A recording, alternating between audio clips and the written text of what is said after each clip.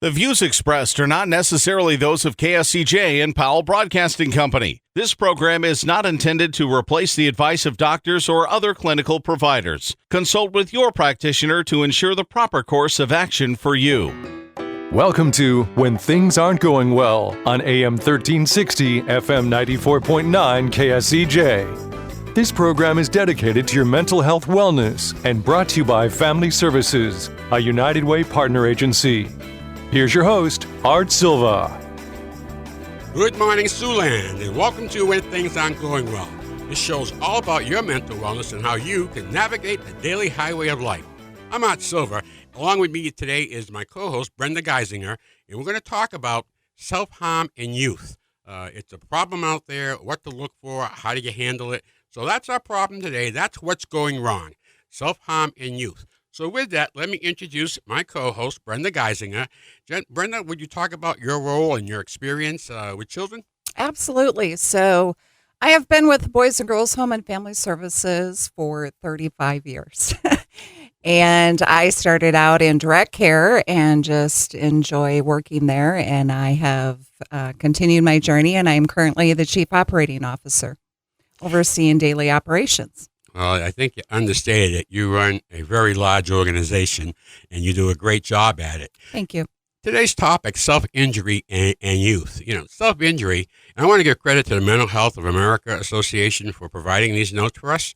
But self-injury often begins around the ages of 12 to 14, and it's most commonly the result of feeling of sadness, distress, anxiety, or confusion. Teenagers often use self-injury as a way to cope with these negative emotions. Recent studies have found that 1/3 to 1/2 of adolescents in the U.S. have engaged in some type of non-suicidal self-injury, although some studies put that rate at 13 to 23%. Self-injury, Brenda, we deal with teenagers. What experience do you have with this? Unfortunately, quite a bit. I will say self-injury, what does that look like?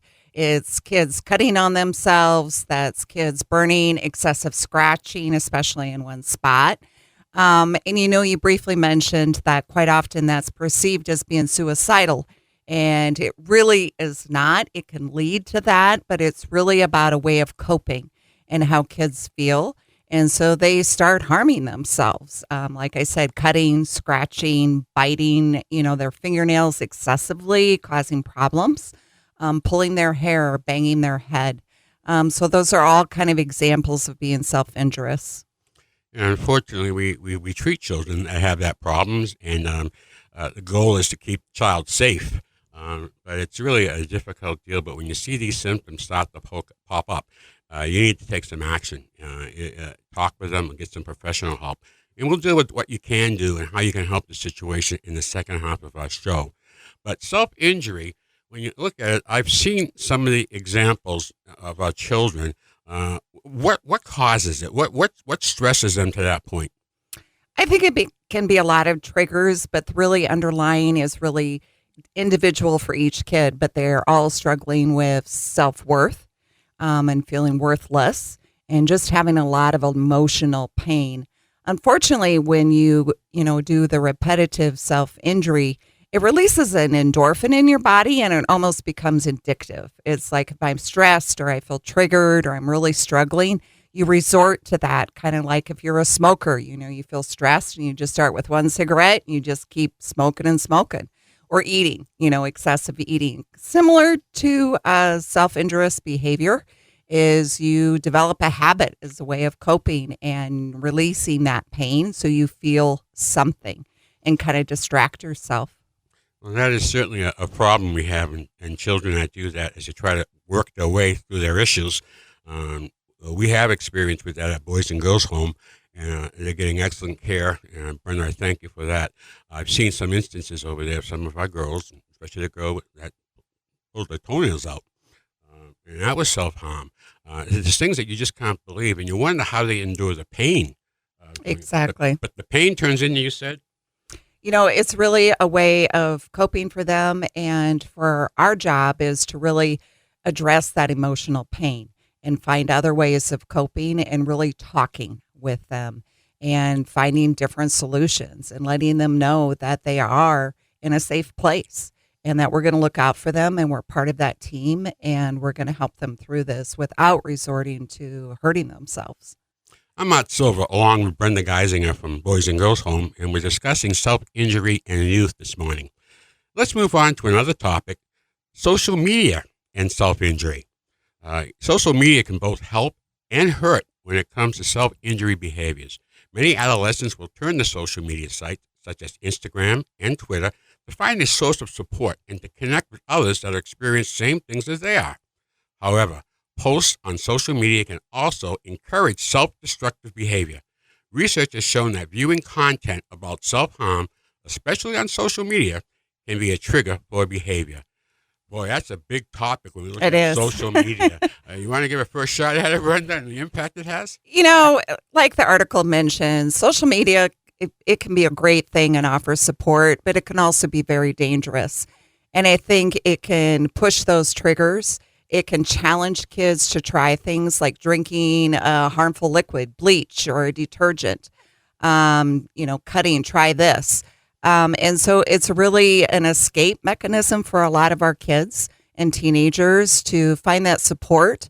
But unfortunately, like I mentioned, it can also encourage kids to try new things or one up the next one, or this one did it, so that's really cool. Maybe I should try it. And it can be a vicious cycle. Well, we've seen some crazy things. We read about it in the news. I can never understand this subway surfing that goes on in New York City, where they jump on top of a train and just take the train. Yeah. And the idea came from TikTok.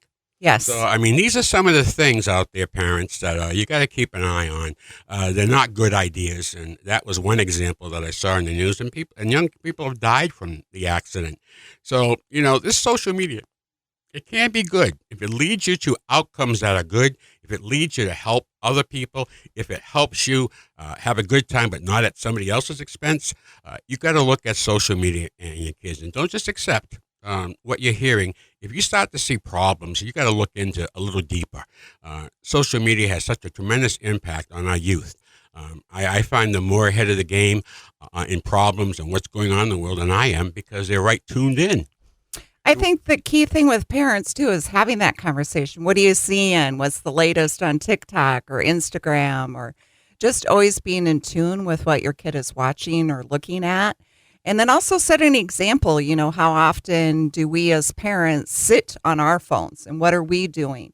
And so setting boundaries around cell phone use and tablets and social media. What are the limits? What sites are okay and what sites are not? And having those conversations. If you do see something on the news, talk about it with your kid. What do they think about it? And having those conversations, because social media is just an extension of their social network. And being in tune with that and connecting, it's very, very important, because teenagers, quite honestly, don't like to talk, especially to us parents. Especially to the parents, right? When you look at I look at the social media, and I think one parent told me they deal with this by modeling, and you mentioned that they model how to use the phone, what sites to go to, and they define with their child by a functional basis. These are the areas you can go to. Now, what you pick in that area, I want to take a look at, but you model it, you work with your kid, and you don't want it to be a fight. You have to try to understand why they want to go there. It could be peer pressure, because everybody in school is going to that site. And this is a huge deal, and it needs to be, I guess, for lack of another phrase, managed by the parents. Absolutely. It's that oversight. And, part of our job as a parent is to help our kids start navigating life journey. And teenagers want to be independent. They don't want us nasty parents around. Don't tell me what to do. And so it's really about helping them learn how to make good decisions. And part of that is now social media. What are the good decisions, and having that dialogue? Well, we're coming up on our break right now, so continue your morning chill. We'll be right back with more of When Things Aren't Going Well, right here on 1360 AM, 90.9 FM, KSCJ. Let's face it, that happens to all of us. However, the pandemic has compounded all of our lives and activities. Even the simplest tasks seem harder. Hi, I'm Brenda Geisinger, the Chief Operating Officer at the Boys and Girls Home and Family Services. Family Services is a United Way partner agency serving children and families of our community, and we're here to help. If you'd like to learn more about Family Services, please contact us via email, website, Facebook, or phone Mary Pickens. At Family Services, we change lives. Welcome back to When Things Aren't Going Well on KSCJ. Here's Art Silva. Welcome back to When Things Aren't Going Well. I'm Art Silva along with Brenda Geisinger, and we're talking today about self-injury and youth. And let's continue our conversation and talk about shaming and self-injury. And let me help frame this topic. Body shaming, fat shaming, and slut shaming can place teenagers at a higher risk of self-injury. Feelings of shame can cause teenagers to feel heightened levels of distress and anxiety, and teens may resort to cutting and other forms of self-injury in order to cope. They still have these negative feelings in them, and this is the way that they're showing it. Brenda, body shaming is something relatively new. We're hearing more about it in the public, in the ads on TV. So give me your position on body shaming. I think for a while, way back, body shaming was there, but we didn't really call it out.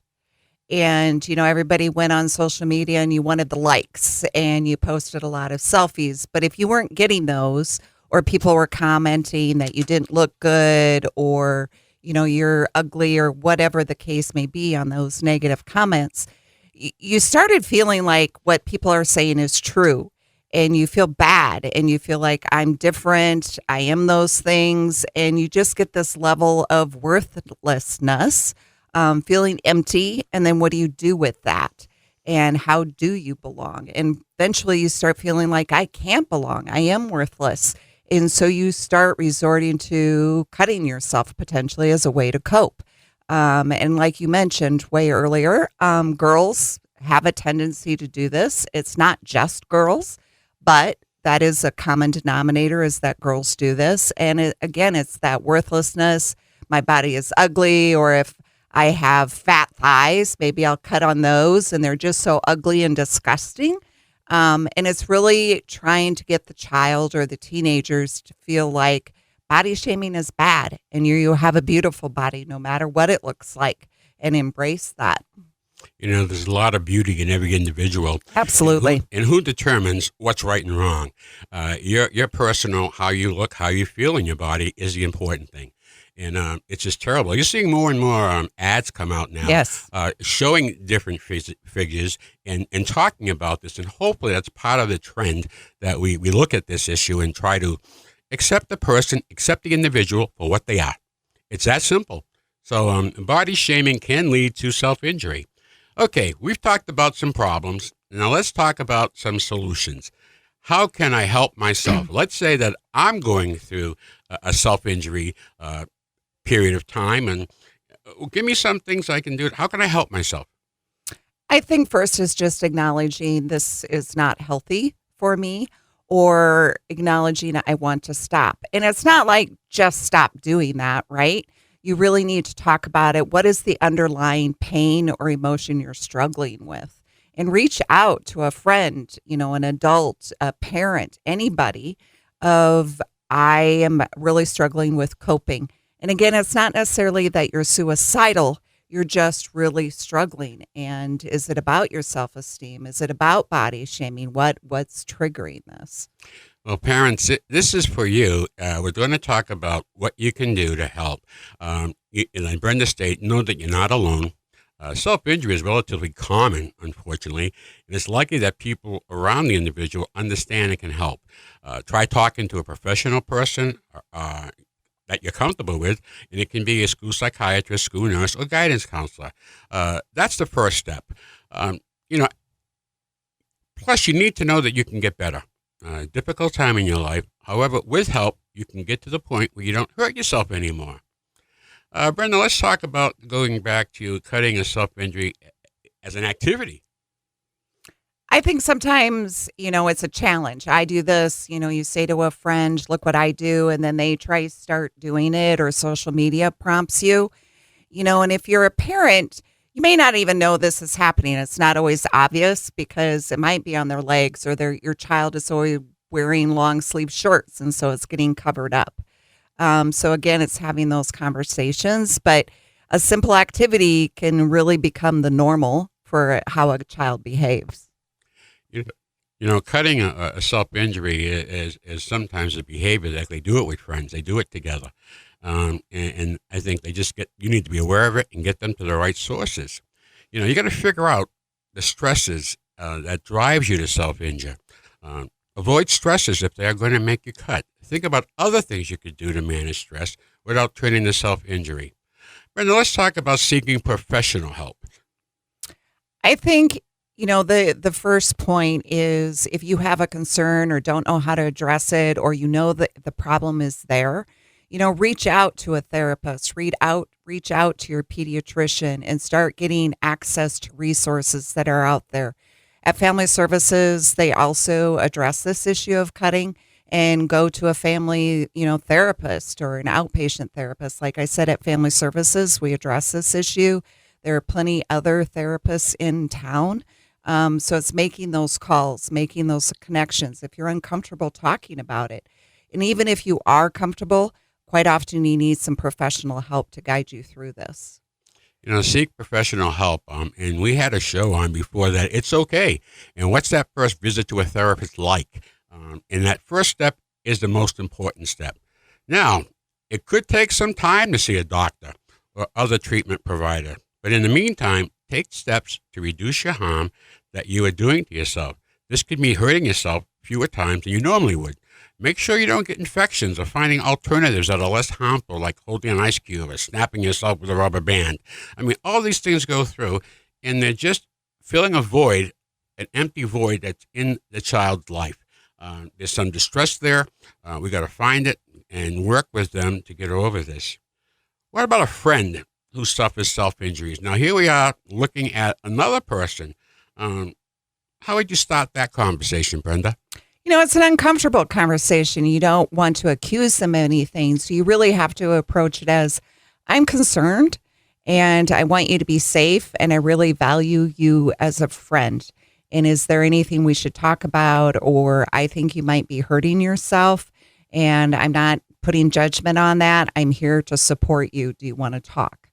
And just letting that conversation happen. And the key is listening, not putting your input so they don't feel judged, but just listening to what they have to say. And then, just say, I think maybe we should go talk to someone, and go from there. You got to realize that just because you said go do it, they're not going to. Right. So you got to understand. So offer some options. Don't tell anyone what they should do or have to do. If a person is using self-injury as a way to have some control, it won't help if you try to take control of the situation. Helping your friends see ways to get help, like talking to a mental health professional, parent, teacher, or school counselor, may be the best thing you can do for them. Absolutely. Again, having that conversation and not trying to control what they do, or why do you do that, or stop doing that. You can just stop. And they can't, because it's their way of coping. And so they have to learn new ways and not feel judged that they do this. Well, you have to remember that you are not responsible for ending the self-abuse. You can make your friends stop hurting themselves or get help from a professional, but the only sure thing you can do is to keep being a good friend. Right. Absolutely. Offering that support no matter what. So let's give some parents some tips. Tips for the parents. Let's do some things that they should do. Brenda, you want to start us off? I think one thing is being okay with having this conversation. Again, like I said, it is not a comfortable conversation, but as a parent, you need to look out for your kid, and having that conversation of, I care about you and I'm worried about your safety. And then there's some other steps. Are there items in the house that you can make sure are not readily available? And kids, if they are into self-harm, may find things, paper clips, ballpoint caps, anything and everything, their own fingernails. But that doesn't mean you can't try to make your home safe. The other thing, like we talked about, are what are the boundaries and rules about social media, being a role model, but also having conversations about what they're seeing. And then also reaching out for professional help, helping your daughter or son get an appointment, talking to someone and getting information about the situation. Well, to sum that up, you're kind of talking about be patient. The parents should learn about self-injury. They should go and get familiar with the topic before they talk to the child. And you got to address this issue as soon as possible. When you start to see the things like Brenda mentioned, wearing the long sleeves to cover up stuff or where they are, you got to get there. You got to get there right on the bat. And, you got to validate the kid's feelings. You can't devalue it. They're telling you something, and you have to validate the child's feelings. Remember that this is a different from validating behavior. Brenda, you want to talk about that? Yeah, when you're talking about validation, it's not, saying it's okay that you're doing this. What you're validating is that they have a true emotion, and you want to talk about the emotion and why they feel isolated or why they feel so lonely or whatever the case may be. That's what is the underlying problem or what we need to address. The behavior is the result of the emotions. This has been a great conversation dealing with self-harm for an injury with youth. I need parents out there to keep an eye out for it. I know school officials do. So please, it happens. It's very common. And it's right in that 13 to, I want to say, 16 age bracket. And girls are much more likely to self-harm than boys. So if you're staying involved in your kid's life, you'll see some things changes, and just keep an eye on it because they're going to need your help. We're coming up on the end of our show this week, and Brenda, I want to thank you very much for sharing your knowledge with us and experience at Boys and Girls Home. I want to thank our listening audience. Again, take your child seriously. It is likely that your child is cutting in order to relieve feelings of stress and not because they are seeking attention. So that's our story for this week. That's the problem, and we hope some solutions. Your homework this week is to go out and be kind to your mind. We'll see you next Saturday morning right here on 1360 AM, 90.9 FM, KSCJ. Happy trails to you until we meet again. Happy trails to you. Keep smiling until then. Happy trails to you till we meet again.